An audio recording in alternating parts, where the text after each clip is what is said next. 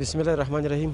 تر هر څه دمخه ټولو افغانانو ته هغه د هیواد په داخل کې دي که هیواد څخه بهر دي د افغانستان د خپلواکۍ د 9/9 کلیزې له امله ورته ټول ته مبارکي وایم. ټول د سوکاله او آباد اوسي.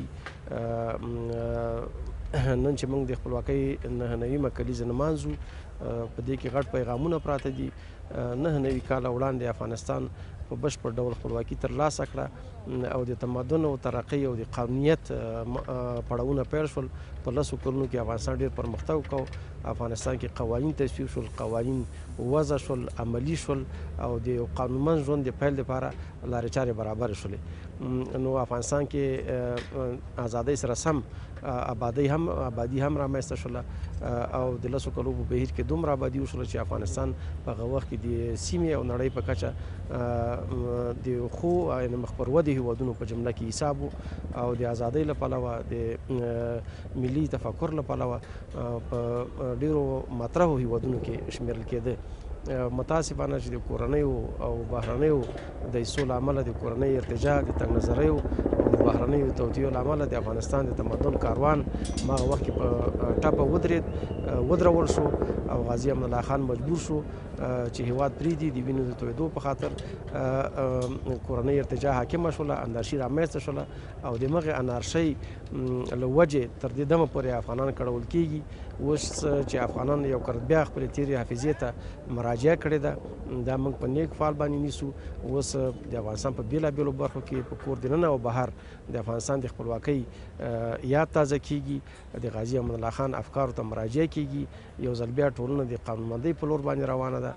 کورنۍ ارتجاع مرتجع عناصر چې پخوا وو اوس هم په مغه شکل باندې فعالیت کوي، خو مترقي عناصر هم دغه د مخ پر وده باندې روان دي.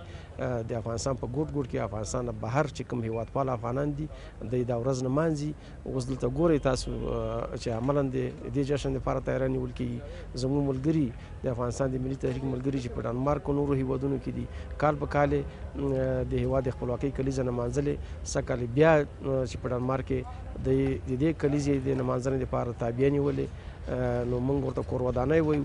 ټول هغه دوستان چې دوی سره همکار دي په دې پروسه کې، هغه افغانان چې په بهر کې اوسي او کال په کال په دې غونډو کې ګډون کوي یا په خپله دغسې غونډې جوړوي، ټول ته کور ودانۍ وایو، مبارکي ورته وایو. د دوی له لارې څه چې کوم افغانان چې په اروپا کې میشت دي هغوی ته د افغانستان د خپلواکۍ مبارکي وایو او خدای دې داسې ورځ راولي چې د غازي امان الله خان ارمانونه هغه چې نیمګړي پاتې شول هغه پوره شي. په بشپړ ډول باندې اوس په هیواد کې د فکر او د نظر په میلیونو پلویان دي. انشاءالله چې هیله او امید شته چې افغانستان به بیا د سولې ثبات پر ولاړ شي او یو ځل بیا به د نړۍ په کچه یو مخکښ هیواد وي او د نړۍ د ازادي بخښونکو غورځنګونو لپاره به یو مشال یو مثال. نو د همدا ورځې په هیله یو ځل بیا په ډنمارک کې د افغانستان د ملي تحریک له مشرتابه څخه ټولو ملګرو څخه او همدارنګه په اروپا کې د ملي تحریک له غړو څخه او همدارنګه ټولو هغو افغانانو څخه چې په اروپا کې اوسېږي او د خپلواکۍ سره مینه او لیوالتیا لري او په خپل هیواد باندې دردیږي او کړېږي، هغو ټولو ته د دې کلیزې مبارکي وایم. او خدای دې وکړي چې داسې وخت راشي چې د دغو افغانانو له فکر، تفکر، نظر، تجربې او عمل څخه د افغانستان په بیا آبادۍ کې پوره ګټه پورته شي او د غازي امان الله خان ارمانونه همدغه افغانان چې په بهر کې اوسېږي له نورو افغانانو سره چې په دې هیواد په دننه اوسېږي ټول سره په ګډه د غازي امان الله خان ارمانونه پوره کړي. مننه. کور ودان.